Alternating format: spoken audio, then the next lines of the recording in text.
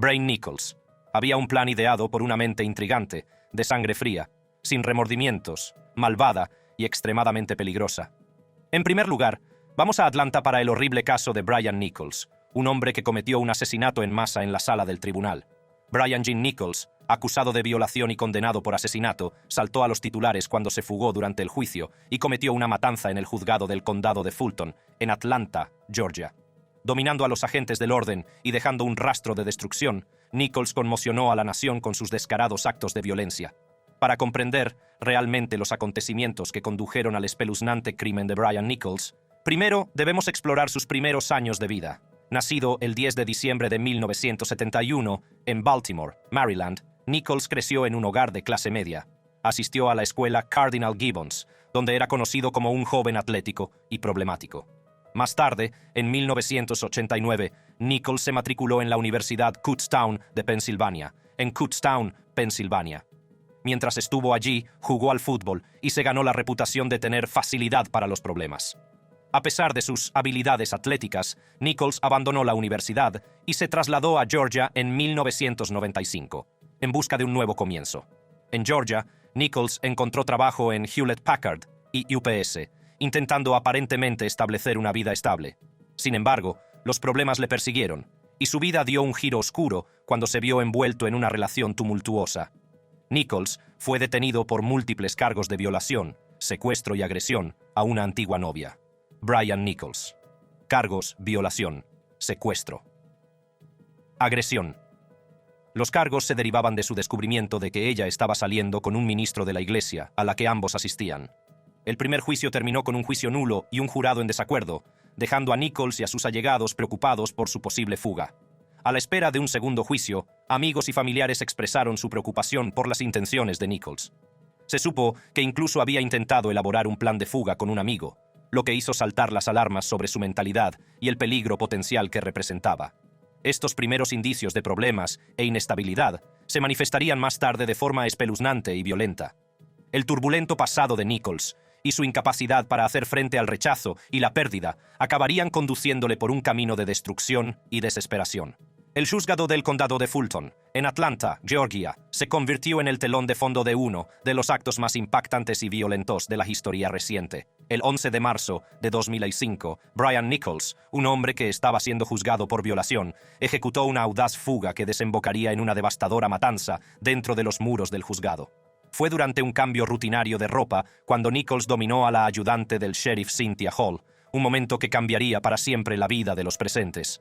Se apoderó de su pistola de servicio Glock y la golpeó brutalmente hasta dejarla en coma, luchando por su vida. Nichols había planeado meticulosamente su huida, intentando incluso introducir shanks en la sala a través de sus zapatos. Con el arma de fuego robada en la mano, se puso ropa de paisano que en un principio iba a utilizar durante el juicio. Armado y peligroso, Nichols se encontró con las encargadas del caso, Susan Christie y Gina Clark Thomas, así como con el abogado David Allman. Les apuntó con una pistola y les exigió que le condujeran al despacho del juez Barnes, que presidía el juicio. El sargento Grantley White intentó desarmar a Nichols, pero no lo consiguió, y finalmente se vio obligado a esposar a los demás. Mientras se desataba el caos, el sargento Hoyt Teasley intervino valientemente e intentó desarmar a Nichols. Trágicamente, sus esfuerzos fueron en vano, y Nichols le disparó mortalmente cuando huía del tribunal. Dentro del tribunal, Nichols desató una oleada de terror. Disparó mortalmente contra el juez Barnes, la misma persona que debía impartir justicia en su juicio. La periodista Julie Ann Brandau también fue víctima de sus ataques y perdió la vida en acto de servicio. La huida de Nichols desencadenó una persecución masiva y las fuerzas del orden pusieron en marcha una operación a gran escala para llevarlo ante la justicia. Su rostro apareció en las pantallas de televisión y se convirtió en el protagonista de Los más buscados de Estados Unidos. Desesperado y a la fuga, Nichols intentó secuestrar a una joven cuando regresaba a casa desde un gimnasio. Sin embargo, su novio la defendió valientemente, lo que hizo que Nichols huyera del lugar tras oírla llamar al 911. Pero la violencia no terminó ahí. Ese mismo día, Nichols se encontró con el agente especial del ICE, David G. Wilhelm. En un trágico giro de los acontecimientos, Nichols disparó mortalmente a Wilhelm, robándole su placa, su pistola y su camioneta. La búsqueda de Nichols alcanzó un punto álgido y se anunció una recompensa de $65.000 para quien pudiera proporcionar información que condujera a su detención. La comunidad estaba en alerta máxima, temiendo la naturaleza impredecible y peligrosa de un hombre que ya había dejado un rastro de devastación a su paso. Fue durante esta intensa persecución cuando una joven llamada Ashley Smith desempeñaría un papel fundamental para llevar a Nichols ante la justicia. A medida que se intensificaba la persecución de Brian Nichols, el destino de la comunidad pendía de un hilo. Pero fue el valor y la rapidez mental de una mujer lo que, en última instancia, conduciría a la captura de Nichols. Se llamaba Ashley Smith, y su encuentro con Nichols se convertiría en un momento decisivo de esta angustiosa historia. El 12 de marzo de 2005, Ashley Smith se encontró cara a cara con el hombre más buscado de Atlanta. Nichols había entrado por la fuerza en su apartamento de Duluth, Georgia, y la había retenido como rehén a punta de pistola durante 7 aterradoras horas. En un notable alarde de valentía, Ashley Smith logró establecer una conexión con Nichols, utilizando su ingenio y empatía para mantenerse con vida. Incluso le ofreció metanfetamina, con la esperanza de calmar sus nervios y rebajar la tensión. Durante esas largas horas, Ashley Smith tomó una decisión que resultaría decisiva para la rendición final de Nichols. Le leyó el libro The Purpose Driven Life, con pasajes que hablaban de esperanza, redención y el poder de la fe. Ashley Smith también compartió sus propias luchas personales, revelando una cicatriz que se había hecho en un accidente de coche mientras estaba bajo los efectos de las drogas. Se sinceró sobre la pérdida de su marido, con la esperanza de conectar con Nichols a un nivel más profundo. En un sorprendente giro de los acontecimientos, Nichols permitió a Ashley Smith salir del apartamento para ver a su hija. Fue en ese momento de libertad cuando tomó una valiente decisión. Llamó a la policía, alertando de la ubicación de Nichols y proporcionando información crucial que conduciría a su captura. Las fuerzas del orden respondieron rápidamente a la llamada de Ashley Smith y rodearon el complejo de apartamentos donde Nichols estaba retenido. Los negociadores intentaron comunicarse con Nichols y convencerle de que se rindiera pacíficamente. Me dio algo de dinero que llevaba en el bolsillo y me fui. Recuerdo que salí por la puerta, me temblaban las rodillas cuando llegué al auto y pensé, esto es demasiado bueno para ser verdad. Seguramente va a salir y me va a disparar, pero me metí en el coche, doblé la esquina e inmediatamente respiré aliviado. Después de horas de tensas negociaciones, Brian Nichols finalmente se entregó a la policía. Fue detenido sin más incidentes, poniendo fin a su reinado de terror. Nichols fue trasladado inicialmente a una oficina de campo de la Oficina Federal de Investigación en Decatur, Georgia, donde confesó en vídeo los escalofriantes detalles de sus crímenes. Desde allí, fue trasladado a una comisaría de policía de Atlanta, donde se revelaría todo el alcance de sus actos. La captura de Brian Nichols fue un testimonio de la valentía y resistencia de Ashley Smith, que arriesgó su propia vida para poner fin a la violencia. Sus acciones serían reconocidas y recompensadas, pero el impacto de esta experiencia traumática marcaría su vida para siempre. Con Brian Nichols detenido, comenzó a desarrollarse el proceso judicial. El 5 de mayo de 2005, un gran jurado del condado de Fulton acusó a Nichols de 54 cargos, entre ellos asesinato, delito grave de asesinato, secuestro, robo a mano armada, agresión con agravantes, robo, robo de coche y huida de las autoridades. Brian Nichols, cargo, asesinato, delito de asesinato, secuestro, robo a mano armada, agresión con agravantes, hurto, robo de coche. Nichols inicialmente se declaró inocente y sus abogados indicaron que tenían la intención de defenderlo sobre la base de la salud mental. Sin embargo, el fiscal del condado de Fulton, Paul Howard, anunció su intención de solicitar la pena de muerte, preparando el terreno para una batalla legal de altos vuelos. El juicio fue presidido por el juez del Tribunal Superior Hilton Fuller y, en un principio, iba a celebrarse en la misma sala en la que se cometieron los asesinatos. Sin embargo, el juez del Tribunal Superior, James Bodyford, dictaminó que era necesario un lugar diferente por equidad fundamental. A medida que se acercaba el juicio, el comportamiento de Nichols entre rejas hacía temer que pudiera fugarse. En octubre de 2006, fue trasladado a la cárcel del condado de DeKalb después de que las autoridades descubrieran sus planes para otro intento de fuga. El juicio comenzó finalmente el 22 de septiembre de 2008 en el Tribunal Municipal de Atlanta. Nichols se declaró inocente por enajenación mental, preparando el terreno para una batalla legal que cautivaría al país. A lo largo del juicio, la acusación trató de desacreditar las alegaciones de inestabilidad mental de Nichols. pusieron grabaciones de audio de los asesinatos, presentando pruebas de que Nichols no había mostrado signos de enfermedad mental durante su anterior juicio por violación. Nichols admitió los tiroteos en una declaración a la policía, pero afirmó que el disparo al agente especial del ICE David G. Wilhelm fue un acto de defensa propia. Sin embargo, las pruebas forenses contradijeron sus afirmaciones, revelando que Wilhelm había recibido el disparo mientras estaba arrodillado y no sostenía ningún arma. El equipo de defensa de Nichols argumentó que estaba loco y que no debía responder plenamente de sus actos. Presentaron pruebas de su infancia problemática, su educación abusiva y sus propios problemas con las drogas y la salud mental. Brian era muy activo en la iglesia. Tenía un excelente trabajo. Vivía en una comunidad de lujo.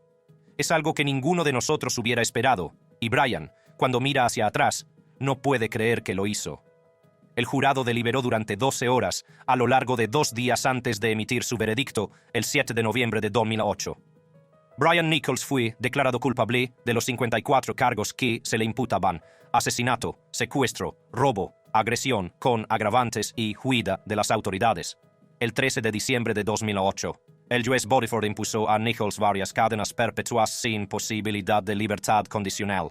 El juez lamentó no poder imponer una pena más dura, ya que el jurado no había llegado a una decisión unánime sobre la pena de muerte. Brian Nichols fue encarcelado en la prisión estatal de diagnóstico y clasificación de Georgia, donde pasaría el resto de su vida entre rejas. Brian Nichols, sentencia, múltiples cadenas perpetuas. El juicio de Brian Nichols fue un momento decisivo en la historia jurídica de Georgia. Puso de manifiesto las complejidades del sistema de justicia penal y los retos de equilibrar las consideraciones de salud mental con la necesidad de rendir cuentas. Si pudiera volver atrás y hacer las cosas de otra manera, por supuesto que lo haría. No puedo jugar la mano que me gustaría que me repartieran. Tengo que jugar con la mano que tengo. Siguiente. Jason Dalton. Sé que os va a costar creerlo, pero literalmente se apoderó de mi mente y mi cuerpo. La aplicación Uber... Sí. En febrero de 2016, Kalamazoo, Michigan, se vio sacudida por un tiroteo que se cobró la vida de 6 personas inocentes y dejó heridas a otras 2. El autor de este atroz acto no era otro que Jason Dalton, un conductor de Uber de 45 años. ¿Qué llevó a este hombre de familia, aparentemente corriente, a cometer un crimen tan horrendo? Antes de que se produjera el tiroteo, Dalton hizo una serie de escalofriantes preparativos que, en última instancia, contribuirían a la devastación que siguió. Visitó 3 armerías diferentes, acompañado por un amigo, y eligió cuidadosamente una chaqueta negra diseñada para ocultar una pistola. Estas compras aparentemente inocuas pronto revelarían las siniestras intenciones que acechaban en la mente de Dalton. El día del tiroteo, Dalton, conductor de Uber, recogió a un pasajero a través de la aplicación de viajes compartidos. Sin embargo, lo que comenzó como un viaje rutinario pronto tomó un giro oscuro. El comportamiento de Dalton se volvió errático y peligroso, lo que hizo que el pasajero se alarmara cada vez más.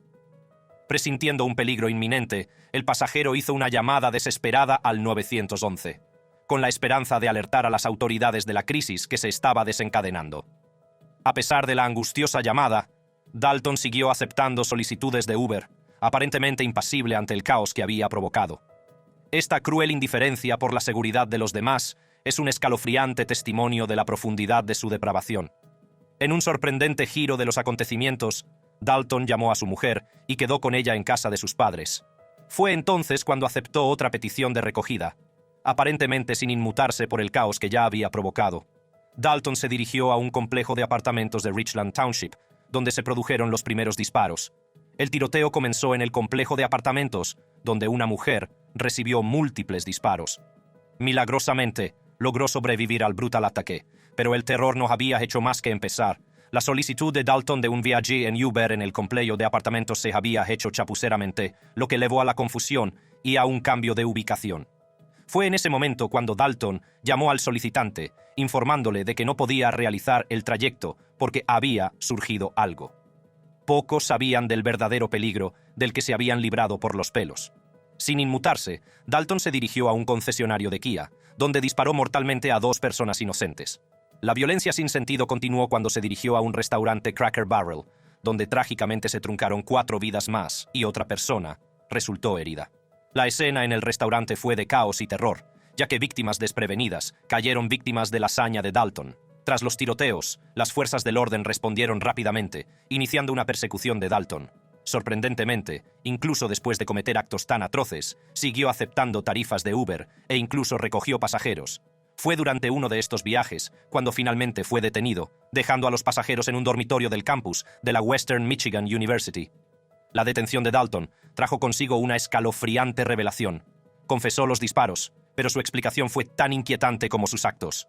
Dalton afirmó que la aplicación Uber le había controlado de alguna manera, mostrándole una figura diabólica que dictaba todos sus movimientos.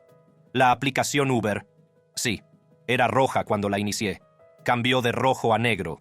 Cuando está en ese modo negro, literalmente te controla. Los cargos presentados contra Dalton fueron un total de 16 cargos, incluyendo 6 cargos de asesinato, 2 cargos de intento de asesinato y 8 cargos de uso de un arma de fuego durante la comisión de un delito grave. Jason Dalton cargo, asesinato, intento de asesinato, delito de uso de arma de fuego. Se recurrió a psiquiatras y expertos para evaluar el estado mental de Dalton y determinar la veracidad de sus afirmaciones. Tras una exhaustiva evaluación, Dalton fue declarado competente para someterse a juicio, sugiriendo que sus afirmaciones sobre el control de la aplicación no tenían su origen en una auténtica pérdida de control, sino más bien en un inquietante intento de desviar la culpa. La defensa argumentó que el estado mental de Dalton estaba comprometido en el momento de los disparos, citando su comportamiento errático y las extrañas afirmaciones que hizo. Trataron de establecer una defensa de locura, sugiriendo que Dalton no era plenamente consciente de las consecuencias de sus acciones debido a su supuesta manipulación por la aplicación Uber. Sin embargo, la Fiscalía presentó un caso convincente, destacando la naturaleza premeditada de las acciones de Dalton y las decisiones calculadas que tomó antes de los disparos. Argumentaron que sus afirmaciones sobre el control de la aplicación eran un intento desesperado de eludir la responsabilidad de sus atroces crímenes. Los testimonios de las víctimas también ayudaron a dibujar una imagen clara de un asesino. Tiana, lo vi venir, yo, vi un arma. Sin embargo, cuando Tiana intenta dar su testimonio, Dalton la interrumpe y grita: no, él los dieron bolsas. Estas personas mayores tienen estas viejas bolsas negras. Se laman, son negras. Son bolsas negras que la gente conduce. Y mira, en última instancia, el tribunal declaró a Dalton culpable de todos los cargos, desestimando sus alegaciones sobre el control de la aplicación Uber como infundadas. Jason Dalton, sentencia cadena perpetua. El jurado concluyó que era plenamente consciente de sus actos y de las consecuencias que acarrearían. El veredicto aportó una sensación de justicia a las familias de las víctimas que habían soportado un dolor y una pérdida inimaginable. El tribunal ordena que usted, Jason Brian Dalton, sea remitido a la custodia del Departamento Correccional de Michigan para ser condenado a cadena perpetua sin posibilidad de libertad condicional, según lo dispuesto por la ley. Daniel Perry. Este tribunal le condena a una pena de 25 años en el Departamento de Justicia Penal de Texas. A continuación, nos adentramos en el impactante caso de Daniel Perry, un ex sargento del ejército de EE.UU, que ha sido condenado a 25 años de prisión por el asesinato de Garrett Foster, un manifestante de Austin. Este caso ha desatado una tormenta de controversia, y el gobernador de Texas, Greg Abbott, prometió indultar a Perry incluso antes de que se dictara la sentencia. En julio de 2020, solo 2 meses después del trágico asesinato de George Floyd a manos de un agente de policía de Minneapolis, Perry disparó y mató a Foster desde su coche en el centro de Austin. Foster, veterano de las Fuerzas Aéreas estadounidenses de 28 años, portaba legalmente un AK-47 y protestaba contra la violencia policial y la injusticia racial cuando Perry se abalanzó sobre la multitud. Según Perry, mientras conducía entre la multitud, Foster se acercó a su coche con el rifle en alto. En una fracción de segundo, Perry afirmó que se sintió amenazado y creyó que su vida corría peligro. Ante lo que percibió como una amenaza inminente, Perry desenfundó su pistola y empezó a disparar contra Foster. Los disparos resonaron, provocando el caos y el pánico entre los manifestantes. Sin embargo, los testigos de la escena refutaron la versión de Perry.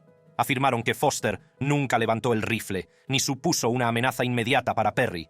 Por el contrario, describieron una escena de confusión y miedo, mientras los disparos de Perry resonaban en el aire. El trágico desenlace dejó a Foster herido de muerte, con la vida truncada en medio de una protesta pacífica. Habría como botas o marcas de patadas a lo largo del vehículo, y entonces observé lo que me pareció en ese momento: 2 agujeros de bala en el vehículo. Daniel Perry cargo. Asesinato. Las secuelas del tiroteo estuvieron marcadas por la conmoción y la incredulidad. manifestantes y curiosos se apresuraron a curar las heridas de Foster, buscando desesperadamente asistencia médica.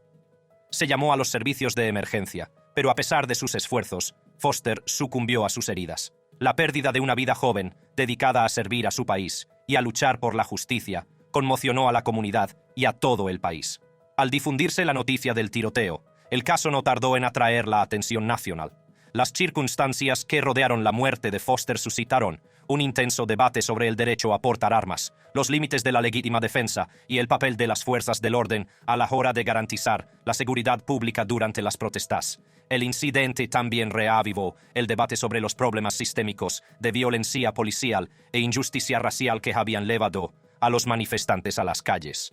A pesar de la afirmación de Perry de que Foster levantó el rifle hacia él, los testigos presentes en el lugar de los hechos refutaron esta versión. Perry disparó repetidamente su pistola contra Foster, causándole una muerte prematura. El juicio por asesinato de Perry fue un caso difícil y singularmente tejano, que obligó a los jurados a sopesar las alegaciones de legítima defensa y los derechos sobre las armas. Tras semanas de pruebas y unas 17 horas de deliberaciones, Perry fue declarado culpable de asesinato.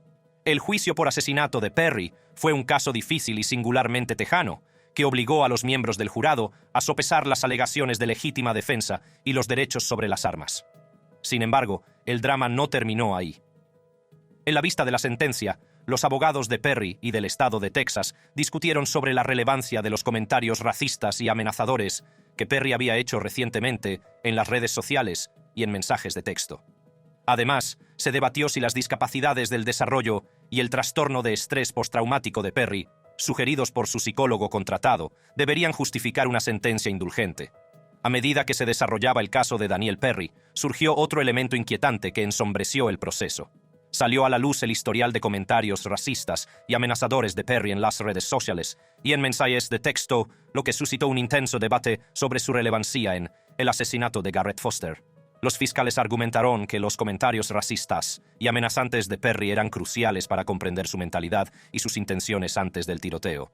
Según ellos, estos comentarios revelaban una pauta de comportamiento muy preocupante y un desprecio por la vida y el bienestar de los demás. Los mensajes sobre atrapar a un papi negro y cazar musulmanes, junto con las sugerentes conversaciones con chicas menores de edad, dibujaban una imagen inquietante del carácter de Perry. El equipo de defensa de Perry, por su parte, trató de restar importancia a estos comentarios. Argumentaron que los comentarios a menudo se sacaban de contexto o los tachaban de mero humor de cuartel. Según sus abogados, los comentarios de Perry eran bromas o expresiones de frustración, no auténticas amenazas o indicadores de sus verdaderas intenciones. La sala se convirtió en un campo de batalla mientras ambas partes presentaban sus argumentos. Los fiscales sostuvieron que los comentarios racistas y amenazadores de Perry no eran incidentes aislados, sino parte de una pauta de comportamiento más amplia. Argumentaron que estos comentarios demostraban un prejuicio profundamente arraigado y una propensión a la violencia, lo que lo convertía en un peligro para la sociedad. En respuesta, el equipo de defensa de Perry recurrió a su psicólogo forense, Greg Hopp, para que aclarara el contexto de esos comentarios. Hopp argumentó que las personas que han servido en el ejército, como Perry, desarrollan un sentido del humor y una camaradería únicos, que pueden ser difíciles de entender para quienes no pertenecen al ejército. Legítima defensa propia. Daniel Perry tuvo 0.2 de segundo para decidir lo que tenía que hacer. Sugirió que los comentarios de Perry eran producto de este entorno y no reflejaban sus verdaderas creencias o intenciones. La acusación contraatacó, afirmando que los comentarios racistas y amenazadores no eran meras bromas o chistes inofensivos. Argumentaron que estos mensajes, considerados en su conjunto, ofrecían una imagen inquietante de la mentalidad de Perry e indicaban un potencial de violencia. Presentaron 70 pruebas individuales en las redes sociales que mostraban un comportamiento malsano y excesivo de Perry en determinados temas. En última instancia, el juez dictaminó que los comentarios racistas y amenazadores de Perry eran admisibles como prueba. Reconoció su relevancia para comprender el estado mental de Perry y la posible influencia que pudieron tener en sus actos. Al jurado se le encomendó la tarea de considerar estas pruebas junto con los demás hechos del caso en sus deliberaciones. En la sala, el caso de Daniel Perry dio otro giro cuando la defensa planteó la cuestión de sus discapacidades de desarrollo y su trastorno de estrés postraumático, TEPT. Los abogados de Perry Argumentaron que estas condiciones deberían tenerse en cuenta a la hora de determinar su condena, sugiriendo que podrían haber desempeñado un papel en sus acciones de aquel fatídico día. Según el equipo de defensa de Perry, sus discapacidades de desarrollo y el TPT fueron factores que contribuyeron a su percepción de las amenazas y a sus reacciones inmediatas. Sostuvieron que las experiencias de Perry en el ejército, incluido su despliegue en Afganistán, le habían dejado un complejo trastorno de estrés postraumático. Argumentaban que su estado, combinado con sus discapacidades de desarrollo, creaba una mezcla volátil que agudizaba sus reacciones ante las amenazas percibidas. Para apoyar su argumento, el equipo de defensa de Perry recurrió a un psicólogo que declaró que Perry padecía un trastorno de estrés postraumático complejo y tenía discapacidades de desarrollo. El psicólogo explicó que el entrenamiento militar de Perry, unido a sus condiciones, le hacían más propenso a reacciones inmediatas y graves ante las amenazas percibidas. Subrayaron que las acciones de Perry no fueron premeditadas, sino más bien el resultado de su estado psicológico en el momento del incidente. Los fiscales, sin embargo, cuestionaron la idea de que las discapacidades del desarrollo y el trastorno de estrés postraumático de Perry justificaran una sentencia indulgente. Argumentaron que, si bien estas condiciones pueden haber influido en el comportamiento de Perry, no excusan ni justifican sus acciones. La acusación sostenía que el estado psicológico de Perry no le eximía de la responsabilidad de las consecuencias de sus actos. El juez se enfrentó a la difícil tarea de sopesar estos argumentos y determinar una sentencia adecuada. La sala se llenó de tensión mientras el juez consideraba cuidadosamente las pruebas presentadas y el impacto del delito en todas las partes implicadas. Finalmente, el juez dictó una sentencia de 25 años, en consonancia con la petición de la Fiscalía. Daniel Perry. Sentencia: 25 años.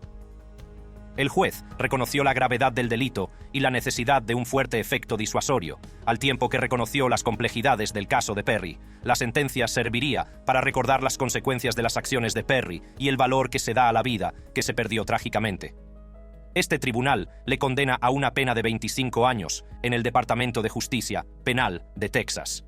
Perry reaccionó bastante emocionado y se le puede ver llorando y siendo consolado. Gracias por verlo. Haz clic en los vídeos de tu pantalla para ver contenidos similares.